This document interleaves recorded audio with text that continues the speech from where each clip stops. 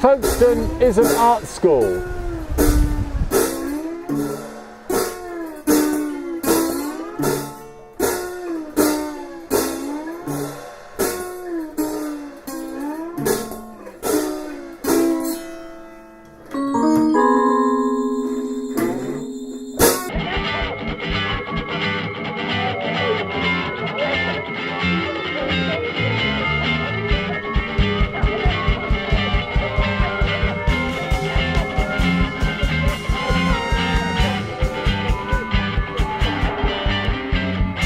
Who are you? I'm a figment of your imagination. I'm Roberta. You are a figment of my imagination. Why do you keep on telling people that I'm a psychiatric nurse and I did fine art at Kingston University in the 1980s? Well, I think it's partly true. No, it's not. I'm a figment of your imagination. Give me a drink. Here you go, Roberta.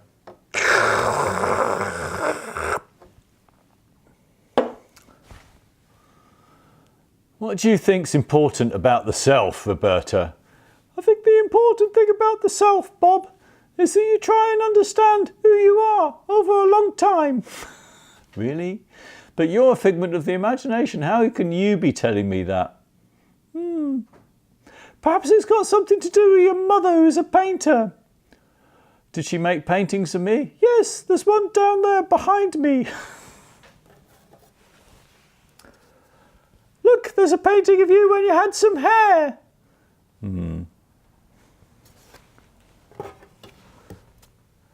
Here's a painting of you when you started losing your hair. You might have been having a bit of a middle-aged crisis. That's when you came up with Bob and Roberta.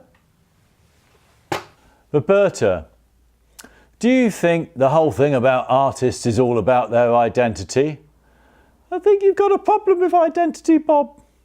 Well, I think that art is all about identity, but literature is actually a more kind of open space. In fact, in literature, you can invent fictions, but in art you can't, because it's all to do with the artist's experience. So context is extremely important, and who you are is extremely important.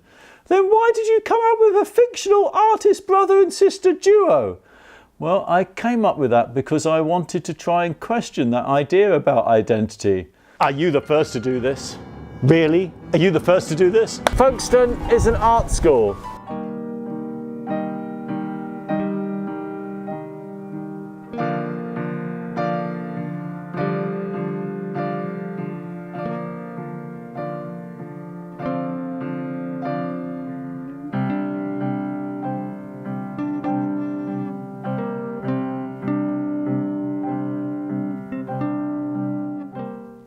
If you do an art project with a class of kids, you get as many different points of view as there are children in that class.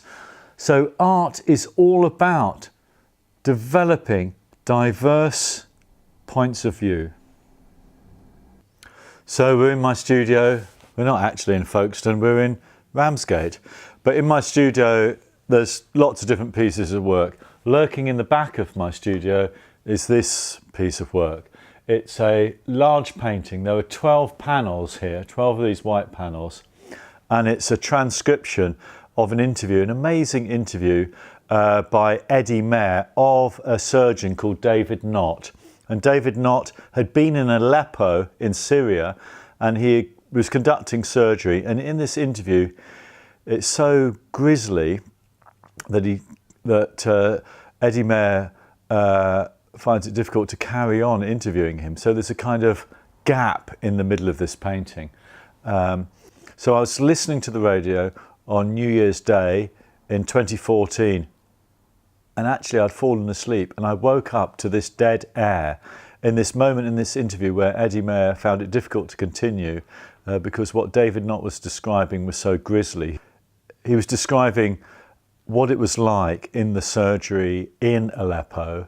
And actually he was saying that in Aleppo they don't have all the surgical equipment that they have in the UK, so blood just falls all over the floor, and a man comes in with a big brush like an abattoir and sweeps out this blood. And actually at that moment it caught Eddie Mair off guard, and there was dead air on Radio 4. And then the interview got going again, and I just thought, this is such an extraordinary interview. The way that I first discovered and came across the Holocaust was a cheesy record, actually, by Richard Dimbleby.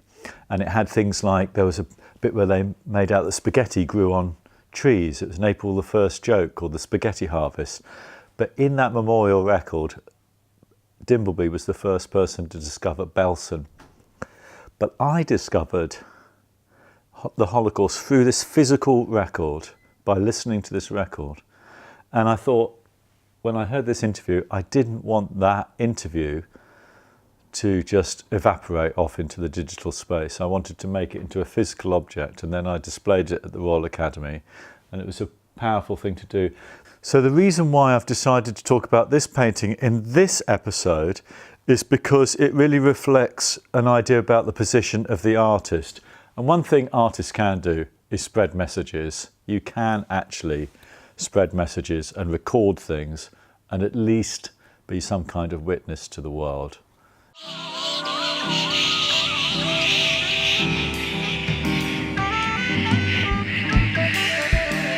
To get somewhere with art, you have to go somewhere with art.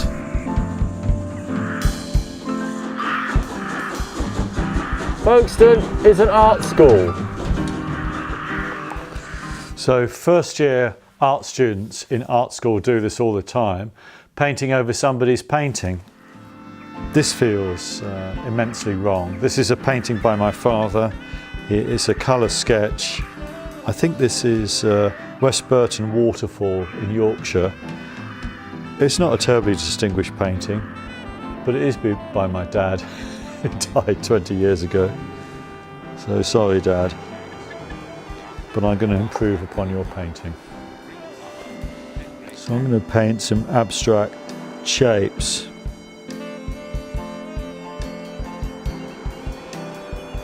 Onto this, inspired by Benny Goodman's clarinet. There's no meaning attached to this at all, but my father did like Benny Goodman.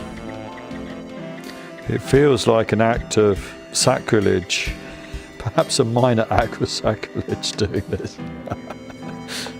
The American artist Robert Rauschenberg once rubbed out a drawing by the modern master William de Kooning. He asked de Kooning for a drawing that he could destroy. And in a way, it's one of the best things Rauschenberg ever made. It's just a blank sheet of paper which once had a drawing by de Kooning on it. Every artwork that's ever been made is in some way a performance. It's a political act, something that's been done by a particular person that leaves a legacy. Making art is about making things, but it's also an activity. And the act of making art has consequences.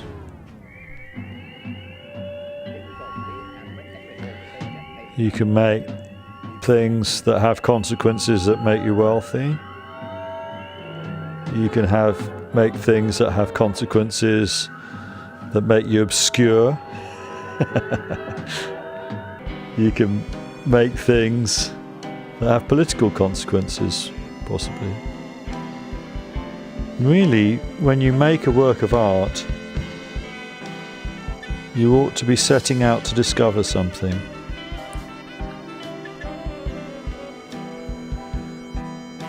And actually doing this, painting on top of one of my father's paintings,